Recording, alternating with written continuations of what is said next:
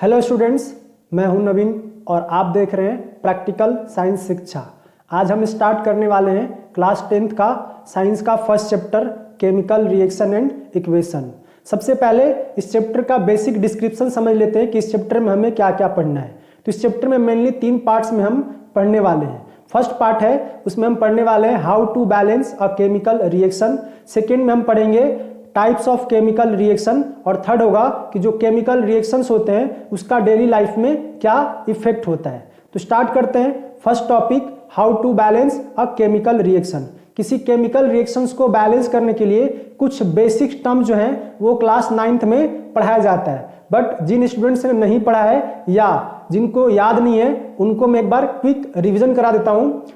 तो बैलेंसिंग करने के लिए जो बेसिक रूल्स हैं वो मैं स्टार्ट करता हूं।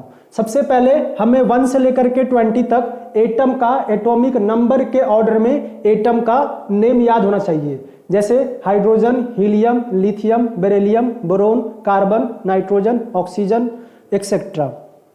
तो ये इस तरीका से हमें 20 तक एटम का नाम याद होना चाहिए। इससे हमें वैलेंसी फाइंड करने में हेल्प मिलेगा और एक बार हमने अगर वैलेंसी फाइंड कर लिया तो फिर कंपाउंड फॉर्म करने में और बैलेंसिंग करते वक्त हमें काफी यूज होगा। तो सेकेंड टॉपिक हमारा वही है, how to find valency of an atom.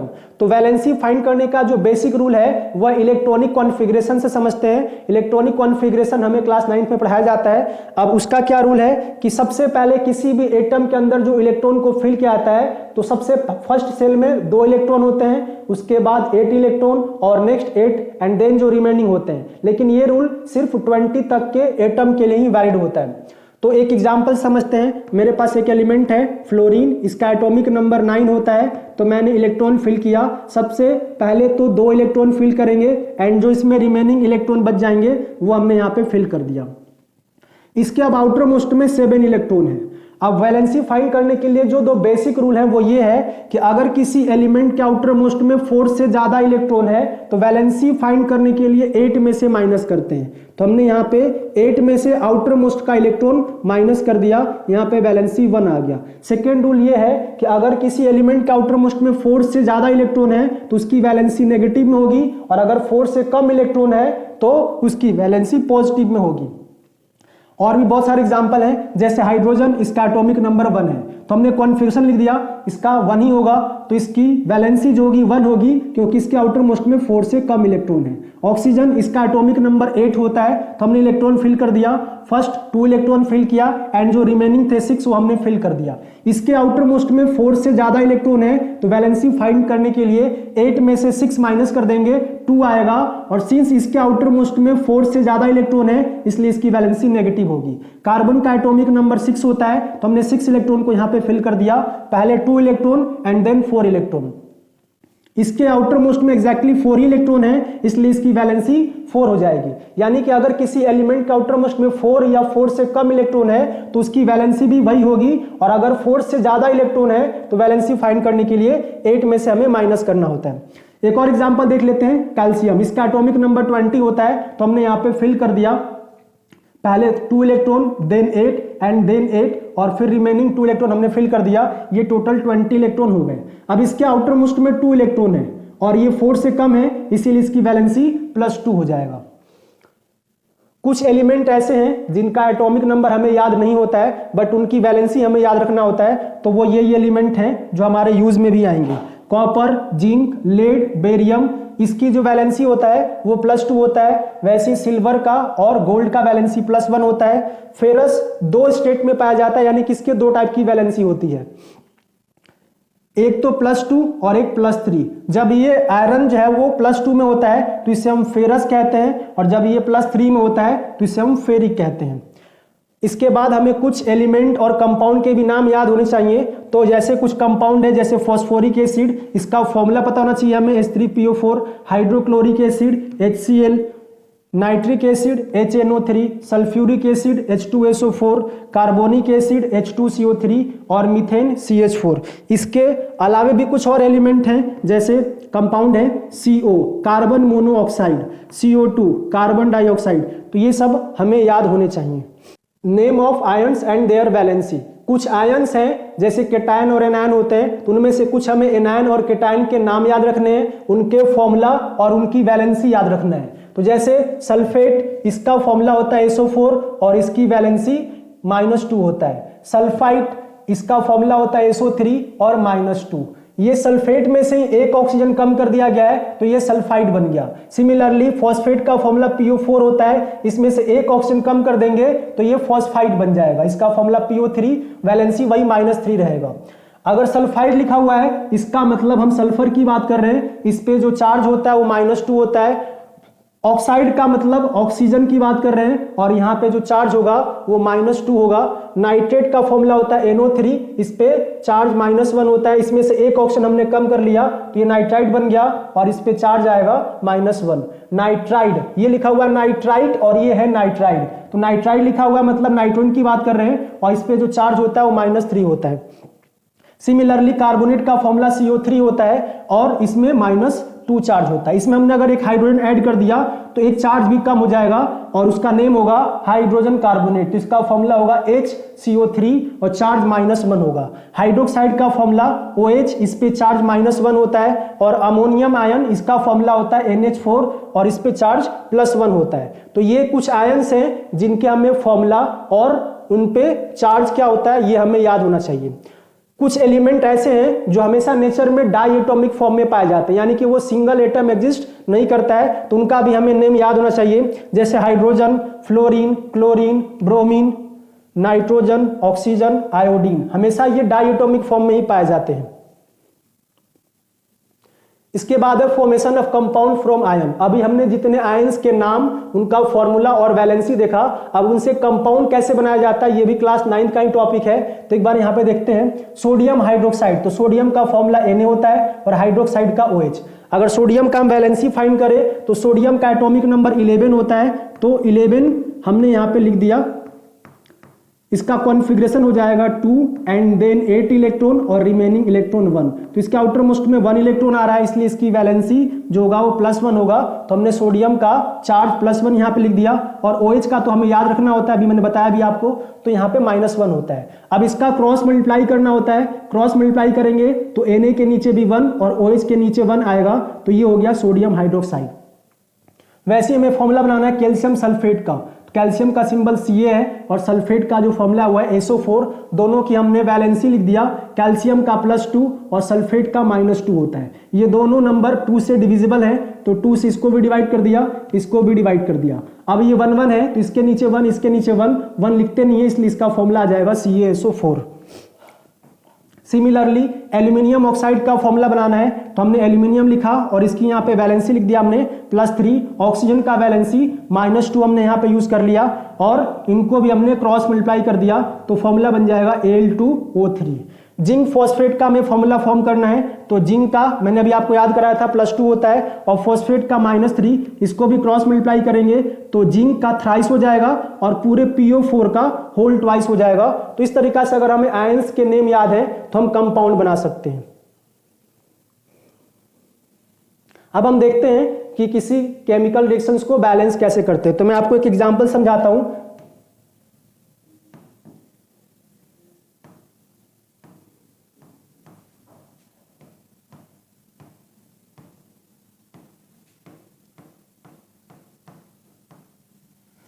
यहाँ पे रिएक्शन है, N2 को रिएक्ट कराया गया H2 के साथ और फॉर्म हो रहा है NH3 यानी कि अमोनिया।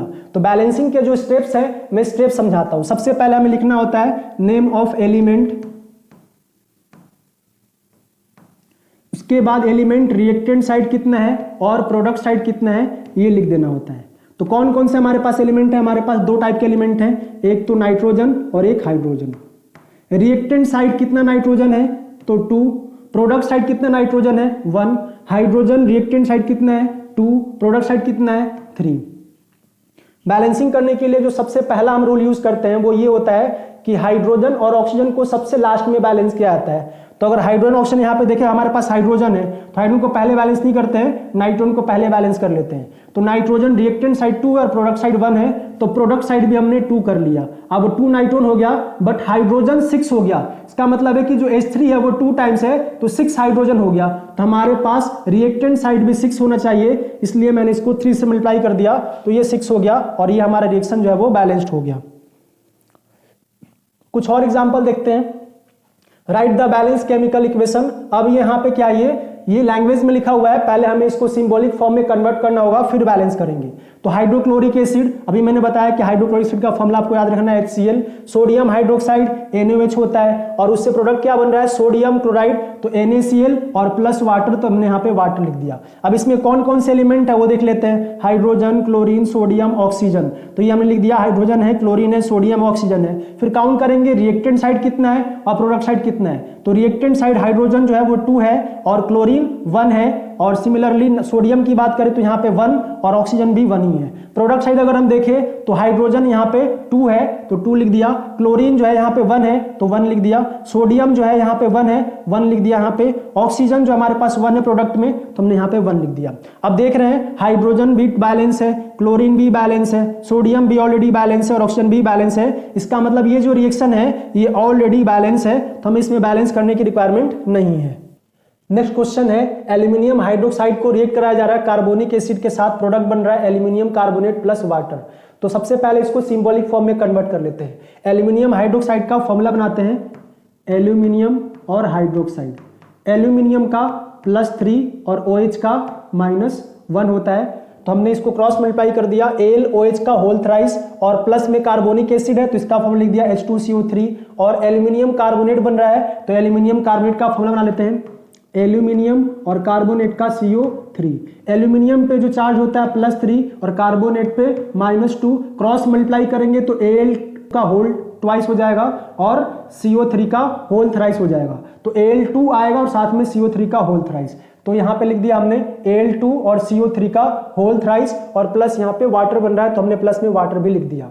अब जो मैंने आपको रूल बताया था कौन कौन से एलिमेंट है वो लिख लेंगे, रिएक्टेंट साइड कितना है, प्रोडक्ट साइड कितना है वो लिख लेंगे, और अब इसको बैलेंस करते हैं। तो बैलेंसिंग करने का जो बेसिक रूल बताया मैंने आपको कि पहले हाइड्रोजन और ऑक्सीजन को बैलेंस नहीं करना है।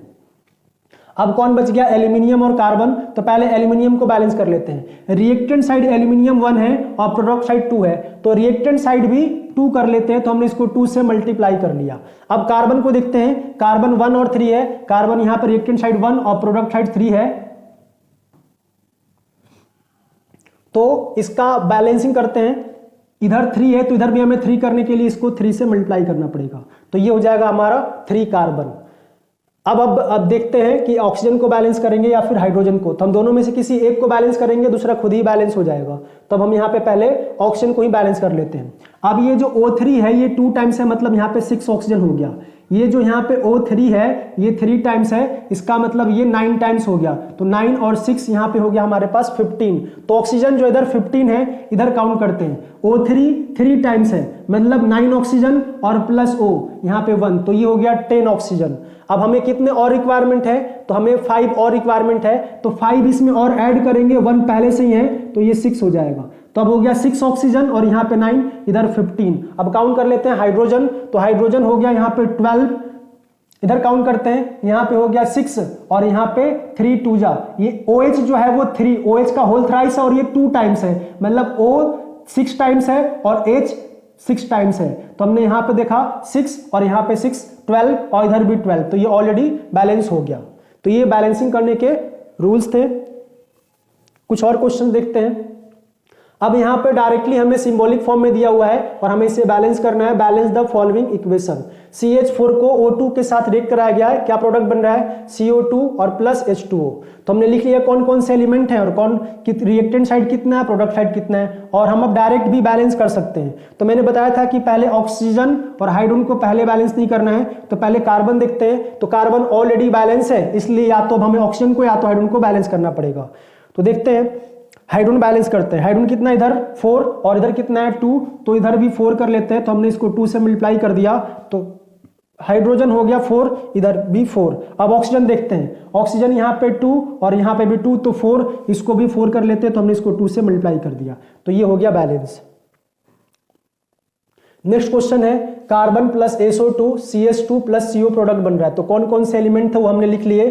अब इसको बैलेंस करते हैं। तो यहाँ पे क्या रूल है कि सबसे पहले देखते हैं कि सल्फर, तो यहाँ पे सल्फर जो है प्रोडक्ट साइड तो 2 है, रिएक्टेंट साइड 1 है, तो हमने क्या किया पहले सल्फर को बैलेंस कर लिया। अब हमारे पास 2 एलिमेंट बचे हुए जो बैलेंस नहीं है, एक है कार्बन और एक ऑक्सीजन। क्योंकि कार्बन जो है वो सिंगल फॉर्म में है यहाँ पे, तो इसको लास्ट में बैलेंस करना ज्यादा आसान रहेगा, इसलिए अब ऑक्सीजन बैलेंस कर लेते हैं। तो ऑक्सीजन यहाँ पे 4 है, इधर भी 4 कर लेते हैं, तो हमने 4 कर लिया। अब टोटल कार्बन काउंट करते हैं, तो यहाँ पे 4 कार्बन और यहाँ पे 1, तो 4 और 1 5 हो गया, तो इधर भी हमारे पास 5 कार्बन होना चाहिए, तो हमने इसको 5 से मल्टीप्लाई कर दिया, तो ये हमारा रिएक्शन जो है वो बैलेंस्ड हो गया। नेक्स्ट क्वेश्चन है why chemical reaction be balance. हम जो बैलेंसिंग कर रहे थे वो क्यों कर रहे थे, तो उसके 2 रीजन है। पहला है a chemical reaction is balance to make the number of atoms equal both side. हम इसलिए बैलेंस करते हैं ताकि जो नंबर ऑफ एटम है, जितने रिएक्टेंट साइड है उतने ही प्रोडक्ट साइड हो। और सेकेंड पॉइंट है to apply law of conservation of mass. Law of conservation of mass ये कहता है कि जितना मास रिएक्टेंट का होगा उतना ही प्रोडक्ट का होना चाहिए, और ये तभी पॉसिबल है जब number of atoms reactant side और number of atom product side equal हो। इसीलिए हम बैलेंस करते हैं, ये 2 रीजन है। बैलेंसिंग के जो भी रूल थे वो मैंने आपको समझा दिया है। अब डू योर सेल्फ है, कुछ क्वेश्चंस हैं जो आपको खुद करने हैं। ये भी आपके डीपीपी का ही पार्ट है, बट मैं इसमें से एक क्वेश्चन सॉल्व करके दिखा देता हूं। यहाँ पे क्या है, कैल्शियम हाइड्रोक्साइड को रिएक्ट कराया जा रहा है कार्बन ऑक्साइड के साथ, और जो यहाँ पे प्रोडक्ट बन रहा है वो कैल्शियम कार्बोनेट प्लस वाटर बन रहा है। तो कैल्शियम हाइड्रोक्साइड का फॉर्मूला बना लेते हैं। कैल्शियम का वैलेंसी 2 होता है और हाइड्रोक्साइड का 1, क्रॉस मल्टीप्लाई करेंगे तो जो फॉर्मूला बनेगा वो होगा CaOH का होल ट्वाइस। तो मैंने यहाँ पे कैल्शियम हाइड्रोक्साइड का फॉर्मूला लिख लिया CaOH का होल ट्वाइस, और इसको कार्बन डाइऑक्साइड से रिएक्ट कराया गया तो प्लस CO2। क्या प्रोडक्ट बन रहा है, कैल्शियम कार्बोनेट। कैल्शियम कार्बोनेट का फॉर्मूला क्या होगा, कैल्शियम पे जो चार्ज होता है वो +2 होता है और CO3 पे -2, तो ये 2 कट जाएगा 2 से 1 टाइम्स में, तो फॉर्मूला जो होगा वो CaCO3 हो जाएगा। तो कैल्शियम कार्बोनेट होता है CaCO3, और इससे जो प्रोडक्ट बन रहा है प्लस वाटर भी बन रहा है, तो हमने यहाँ पे वाटर भी लिख दिया प्लस में, तो ये लिख दिया। अब इसको बैलेंस कर लेते हैं। मैंने बताया था कि ऑक्सीजन और हाइड्रोजन को पहले बैलेंस नहीं करना है, तो इसमें बच गया और कौन सा एलिमेंट, कार्बन और कैल्शियम। तो कैल्शियम यहाँ पे भी 1 है, यहाँ पे भी ऑलरेडी बैलेंस है। अब कार्बन देखते हैं, तो कार्बन यहाँ पे 1 है, यहाँ पे भी 1 है, तो अब ऑक्सीजन और हाइड्रोजन ही बच गया, तो ऑक्सीजन को या हाइड्रोजन को बैलेंस कर लेते हैं।